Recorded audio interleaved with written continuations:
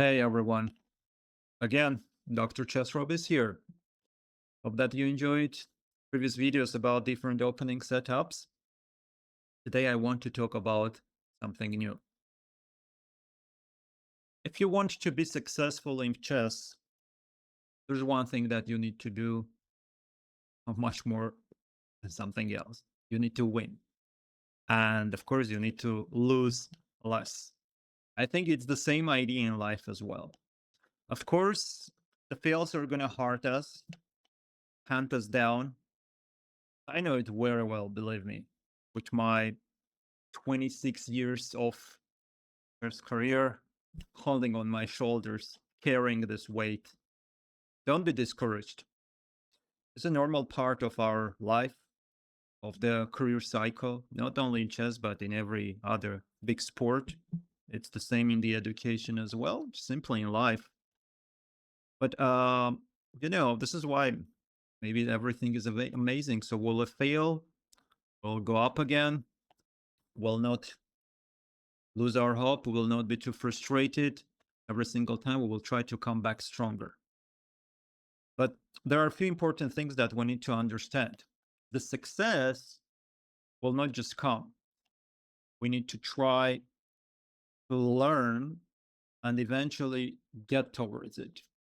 I'm sure there are a few important components, vital components that we need to understand and learn in order to get better in this game. Compared to life, this game is more like static because we know the rules. Life is going to be, of course, much harder. Nobody can say how some mechanisms work. So chess is very fair.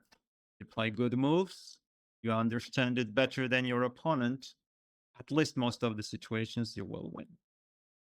Again, in order to play better, we need to look for two components of the game, which will be like decisive. In one hand, I have the tactical chess, and the other one is the strategical, like fire and water, yin and yang of chess, the sun and the moon, light and the darkness.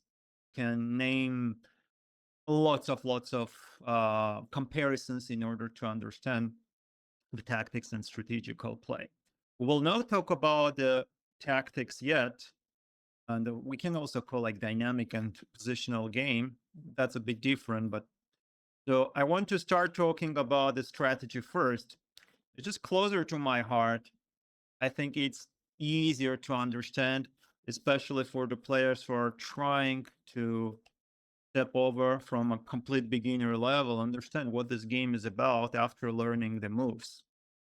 And in order to be really good in it, of course, you need to understand the concepts. But one thing that I want to say is that everything is going to be different on the chessboard. We call it imbalances.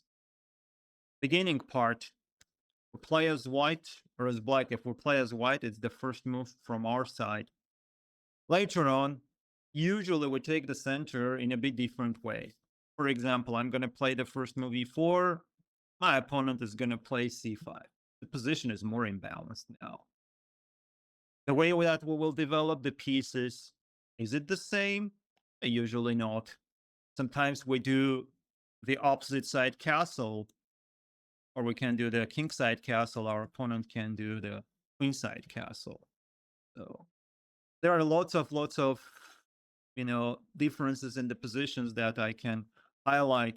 Opposite side castle material can be different sometimes. We can have two bishops. You can have two knights or bishop and the knight. We can have an open file or semi-open file. Our opponent can have a position with no excess of it. So the roadmap of all of these concepts are highlighted in different famous books, strategical books that you can look for. I want to talk about those concepts starting from today. Let's start with this video, which will be as an intro. Let's try to understand those most important concepts that we need to look for to understand, is our game better or not? Remember, we will use the tactics in order to crush our opponent, to win as fast as possible. find the most like destructive option. Strategy will be different. It's like I'm gonna plan my day, my week, my month, even my one full year, what I'm gonna do, short term, long term strategies. But you need to understand the imbalances first in order to get better. The first one is material. Probably the most sacred treasure of chess. Sure, we look for the checkmates, but it's very, very hard to do the checkmate because our opponent can always resign or can show like huge resistance. That's why we need to try to win as much material as possible in order to, win the game. For example, if we have any position and we're up a queen or down a queen, like queen h5, let's say g6, we forgot that the pawn is hanging, we did knight f3, gave the queen away, our position is already lost. We're down in the material. Extra material will help us to win the game because eventually by exchanging or crashing all of his pieces, we will leave this king alone and it will be very easy to do the checkmate. But when two average level players, or of course professional players, meet each other, it's very hard to get an extra material. That's why when you want to understand strategical chess, don't think about it. Because usually you will not have an extra bishop, extra pawn, extra knight, extra queen, especially like extra queen and the rook, and so on. That's why the other things can be really, really important or can become more important. Next one is the pawn structure. The pawns are the soul of our game. It's very logical.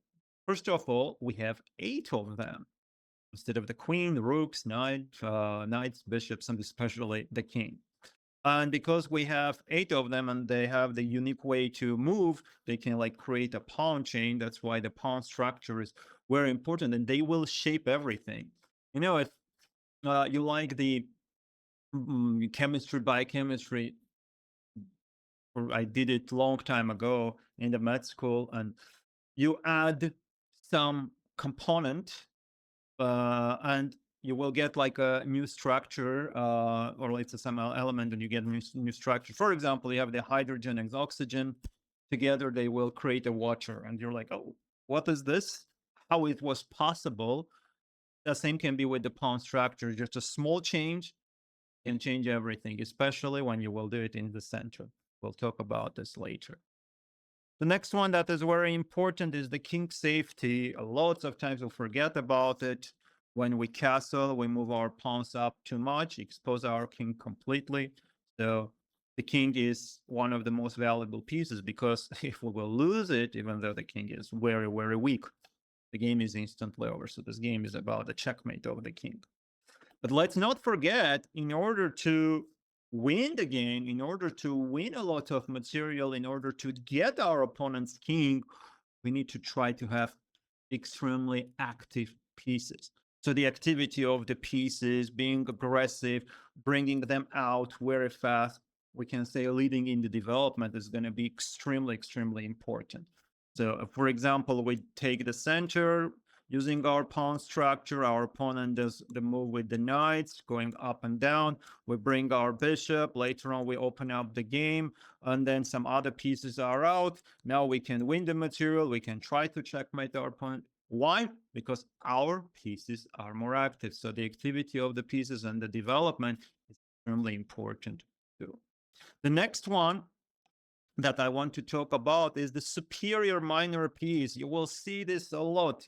The eternal rivalry of the knight versus the bishop. Oh, the fight. Which one is a better car, the Mercedes or BMW? Which one is a better soccer, football club? So Real Madrid or Barcelona or somebody else? Xbox or PlayStation? What we like more? The sun or and the, let's say, noon afternoon time or the evening and the nighttime, which is more like mysterious. There can be lots of things. This is the eternal rivalry: knight versus the bishop, 2 bishops versus the bishop and the knight, 2 bishops versus 2 knights.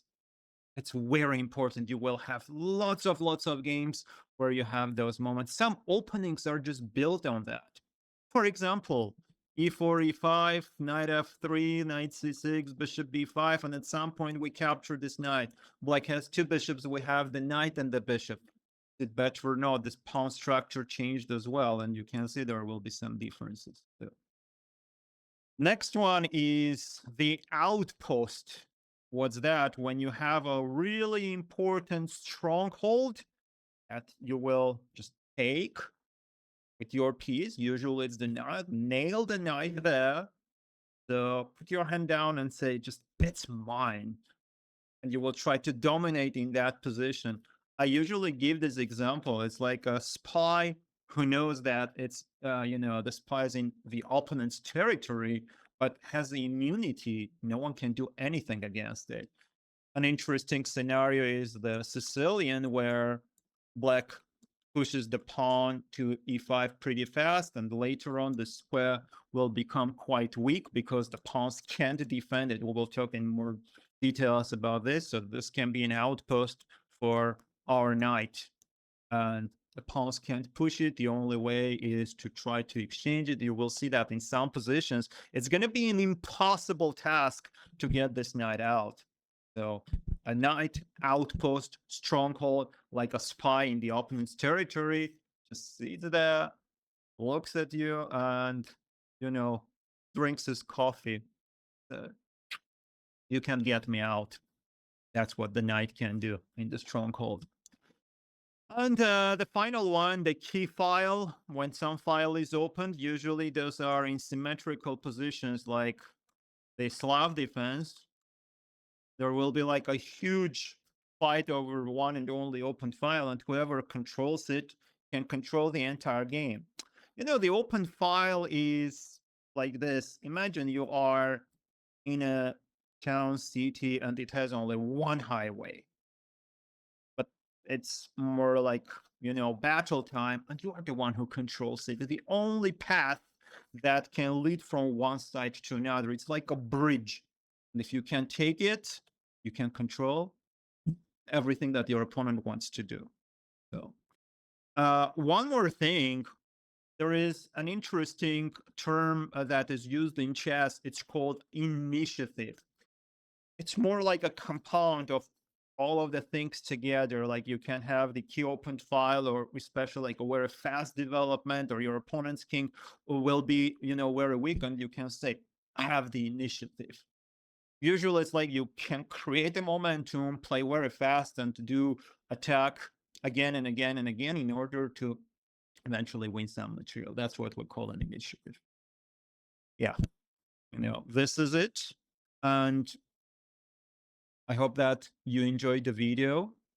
Please like, subscribe, and then, in the comments below, I would to hear your questions. Please, if any interesting strategical games that you have, you can send it to my email. It will be in the description. And I wish everybody had a great day. Don't forget about the imbalances. Let's try to go to the next videos and try to learn about the concepts more.